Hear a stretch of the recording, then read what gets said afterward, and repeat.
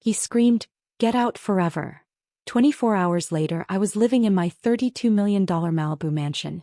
Get out. And don't come back. That's what my father said the night I told him I was leaving surgical residency. He thought I was throwing my life away. He had no idea I was already worth $32 million. The next morning, while they were still celebrating my failure, I was signing papers on a glass and steel fortress overlooking the Pacific in Laguna Beach. 3 weeks later, I watched the ocean from my balcony and wondered how long it would take for them to realize they'd cast out the wrong child. Before the money, before the ocean, there was the house in Philadelphia. It wasn't just a house.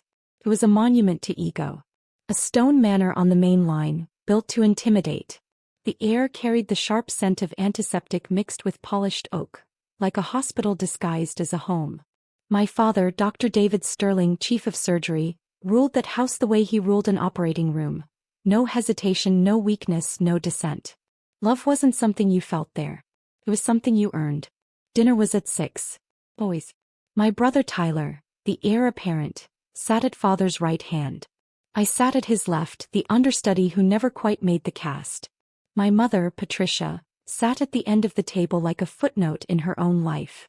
Oil portraits of stern-faced ancestors lined the walls. Every one of them held a scalpel. Every one of them seemed to be watching. "Tyler, tell us about the aneurysm repair," father would say, slicing his steak as precisely as he sliced into skulls. Tyler would glow. "Clean clip. Dr. Evans, let me close." A nod. Approval. Then his eyes would turn to me. "Alexa, your rotation." There was only one acceptable script. 36 hours. 3 appendectomies. Clean sutures. What I never mentioned was the second life I lived after midnight. While Tyler memorized anatomy charts, I slipped into server rooms. While he practiced tying surgical knots, I trained algorithms to recognize them. I didn't just see organs, I saw patterns. I didn't just see complications, I saw probabilities. Ethan and I had built something we called Panacea, an AI system that could predict surgical complications before a single incision was made. It learned faster than residents. It spotted risks even attendings missed. To my father, technology was a tool for assistance. Real doctors, he believed, bled. So I bled by day and coded by night. The double life hollowed me out. Sometimes I'd find my mother in the drawing room, staring at the grand piano she never touched. Once, I caught her pressing her fingers to the keys without sound. "Do you miss it?" I asked. She pulled her hand back like the ivory burned. "Don't be ridiculous, Alexa. Your father needs a wife. Not a pianist." That was when I understood. She wasn't small. She was surrendered. She had given up her music for the dynasty. If I escaped, it would mean she could have two. And that truth would shatter everything she'd justified. So she told me to obey. Not to protect me. To protect herself. I kept quiet. I kept building. And then the email came. 36 hours into a brutal shift, I was scrubbing out of a 7-hour craniotomy. My hands were cracked. My vision swam under fluorescent lights. My phone buzzed. Subject: acquisition complete. Amount wired: $32 million. For a moment the number looked unreal, like a flat line on a monitor. But it wasn't death. It was birth. Panacea had been acquired. We had won. I didn't cry. I didn't celebrate. I drove home in the rain, the manor rising out of the dark like a fortress built on tradition and fear. When I told my father I was leaving residency, he didn't ask why. "You're quitting." His voice was ice. "I'm choosing something else." "You are a Sterling. We do not abandon surgery." "I'm not abandoning anything." "Then get out," he snapped. "And stay out." My mother said nothing. Tyler wouldn't meet my eyes. So I left. Not with a suitcase full of regret, but with quiet knowledge in my pocket and $32 million in my account. The next morning I boarded a flight west. When I stepped into my new home in Laguna Beach, floor-to-ceiling glass, cliffs dropping into endless blue, I felt something unfamiliar. Space. Silence. Choice. 3 weeks later my father called. His hospital had just licensed the very AI system he'd once dismissed as administrative fluff. He didn't recognize the company name, but he recognized the results. And somewhere between pride and disbelief he finally understood. He hadn't thrown away a failed surgeon. He had expelled the future. Now tell me, have you ever had to choose between your family's expectations and your own path? And where are you listening from right now? I didn't bother changing out of my scrubs. If this was going to be my final scene in that house, I wanted to wear the uniform they worshipped. The bloodstains, the exhaustion, the proof that I had played their game and mastered it. Dinner had already started when I walked in. The dining room felt like a mausoleum. Silverware scraped against porcelain in a slow, mechanical rhythm. At the head of the table sat David, never dad in rooms like this, presiding like a monarch over a surgical kingdom. Tyler was halfway through a story about dressing down a junior resident during rounds, savoring the humiliation like a fine wine. Patricia nudged peas across her plate, her expression distant, as if she were watching her own life from far away. I'm resigning, I said. I didn't sit. David didn't look up. Sit down, Alexa. You're exhausted. We'll talk about your rotation after you've slept. I'm not tired. My voice didn't rise. It didn't tremble. It sliced clean through the room.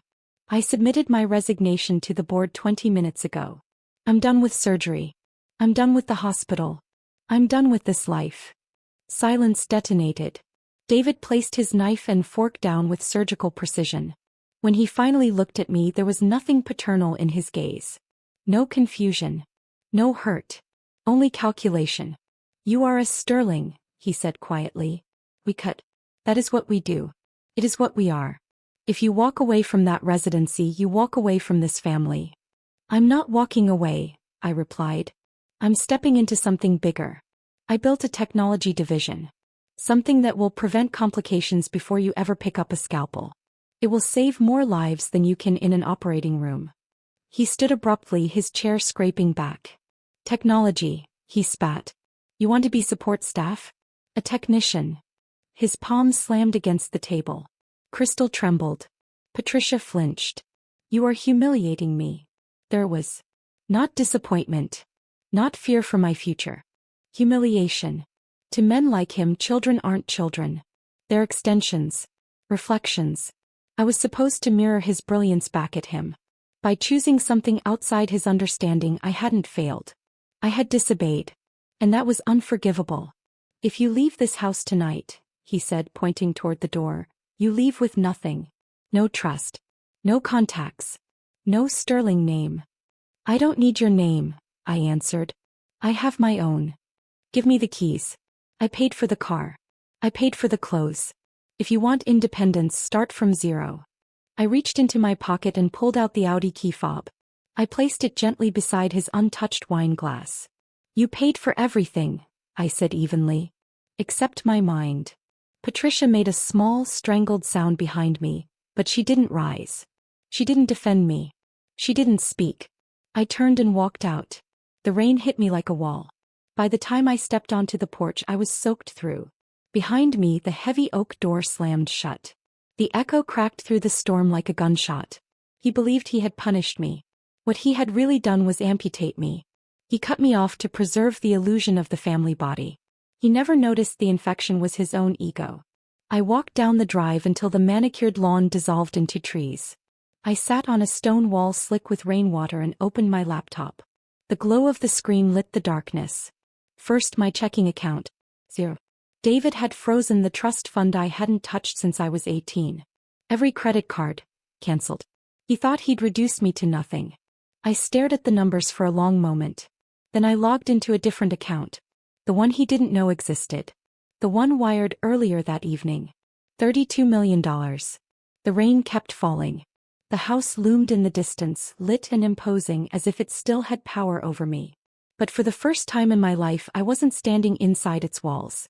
I was outside them. And I wasn't afraid. Homeless. Broke. Disowned. That's the story he believed he'd written for me. Sitting under the trees at the edge of the estate, rainwater dripping from my sleeves, I opened my encrypted cloud dashboard. The acquisition funds were still parked in escrow, waiting for one final authorization. $32 million. It wasn't just money. It was independence quantified. It was insulation. It was a loaded weapon wrapped in wire transfers. I entered the code. Transfer complete. The number settled into my account with quiet finality. Then I opened a new tab, not for hotels, not for short-term rentals. I searched California coastal listings. I'd spent my entire life under the gray stone skies of Philadelphia. If I was going to rebuild myself, it wouldn't be there. And then I found it. A brutalist cliffside estate in Laguna Beach, tucked inside Emerald Bay. Concrete and glass. Floor-to-ceiling windows suspended over the Pacific.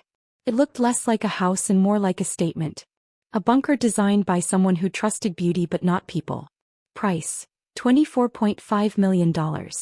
I called the listing agent. It was 3 a.m. her time. She answered.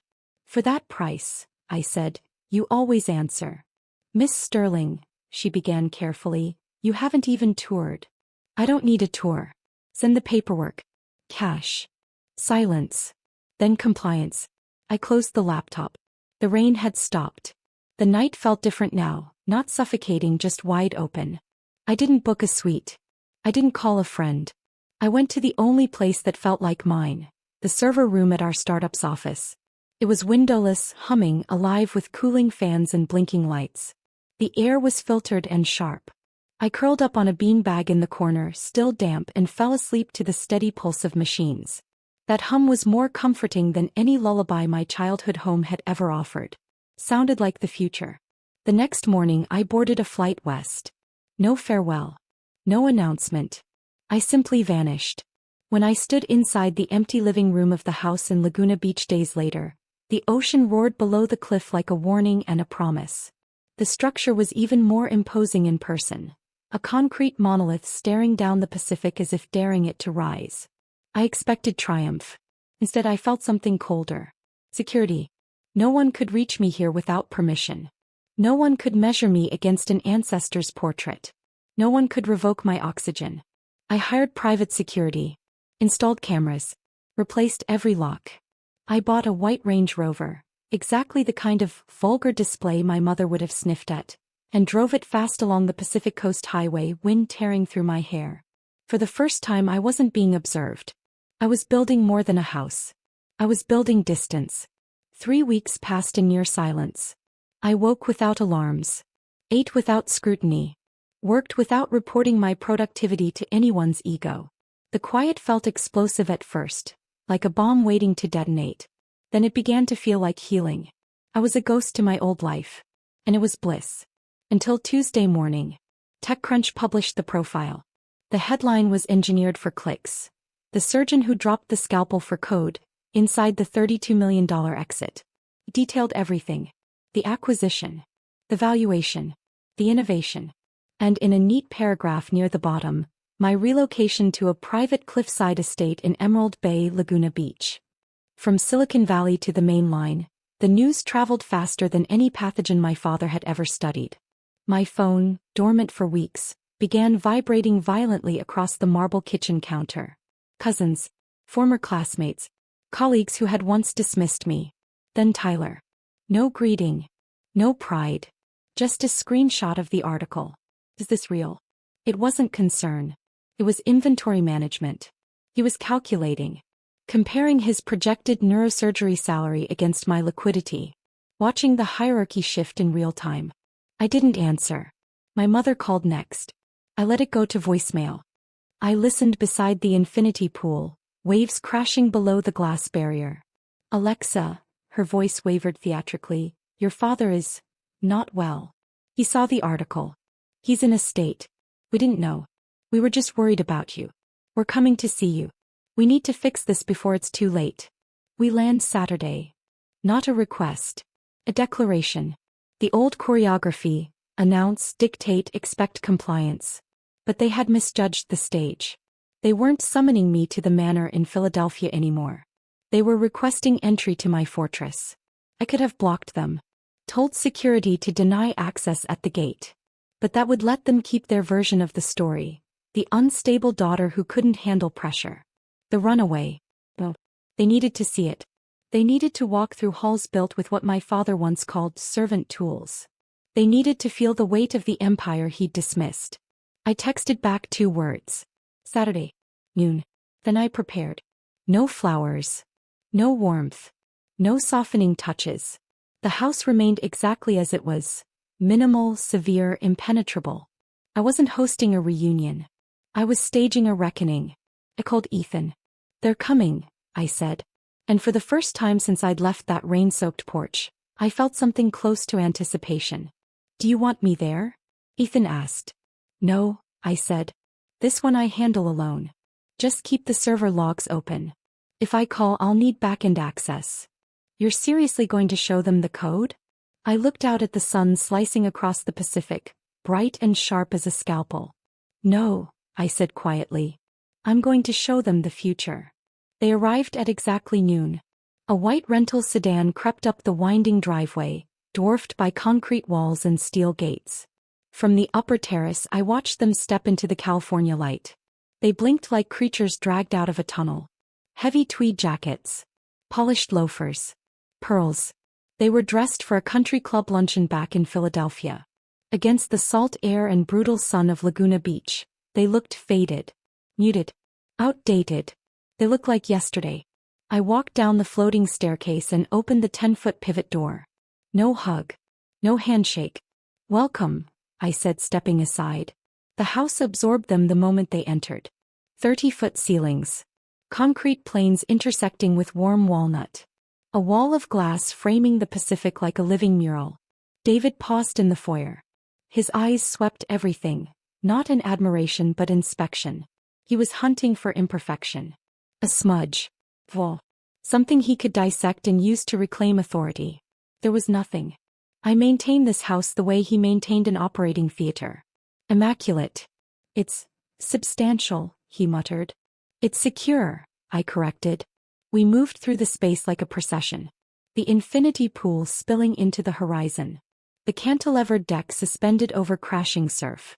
The guest house, larger than the entire first floor of our old manor. Tyler trailed behind, silent. I could almost hear him calculating square footage, taxes, liquidity. His jaw tightened with every step. Patricia said nothing. She brushed her fingers along marble countertops, over warm wood paneling. She wasn't registering luxury. She was registering possibility. For 30 years she had polished a cage and called it devotion. Now she stood in a structure built entirely from choice. We sat for lunch on the deck. The ocean thundered below us, relentless and wild. The chef placed charred octopus salad before us. David prodded it like an unfamiliar specimen. The silence unsettled him. He needed hierarchy. He needed a podium. "It's a beautiful view, Alexa," he said finally, setting down his fork. "But let's not confuse aesthetics with achievement. Real legacy is built in hospitals. In institutions." I took a measured sip of sparkling water. "Is it?" He leaned back, finding his cadence. "We're transforming the department. We've licensed a surgical intelligence platform. Revolutionary technology." My pulse didn't spike. It slowed. The calm before a precise incision. "It uses predictive modeling," he continued, warming to his own monologue. "Maps complications before incision. Analyzes thousands of data points in real time. Frankly, it's going to save our accreditation." We were slipping. He said it like a confession disguised as pride. "It catches what human eyes miss," he added. "Sounds expensive," I said lightly. "Quality always is," he replied with a scoff. "We paid a premium. But the developers? Brilliant. Visionaries. They understand anatomy better than half my attendings." He smiled then, the smile he wore when he believed he was the smartest man in the room. The ocean crashed below us. Tyler stared at his plate. Patricia's fingers tightened around her napkin. And I watched my father praise the very future he had once thrown out into the rain. I told the board, "Give the developers whatever they ask. We cannot afford to lose this platform." David said it with authority, like a general recounting a decisive victory. I studied each of them in turn.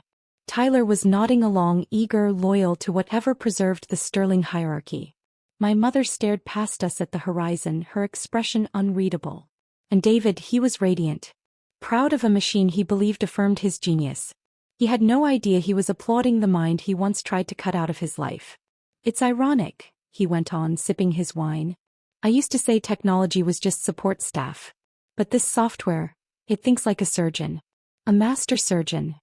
I set my glass down. The sharp click of crystal against stone cut through the wind. "I'm glad you like it," I said evenly. The interface nearly killed us. His fork paused midair. What did you just say? Panacea, I replied, leaning forward slightly. That's my company. My patent. My architecture. I signed the licensing agreement with your board yesterday.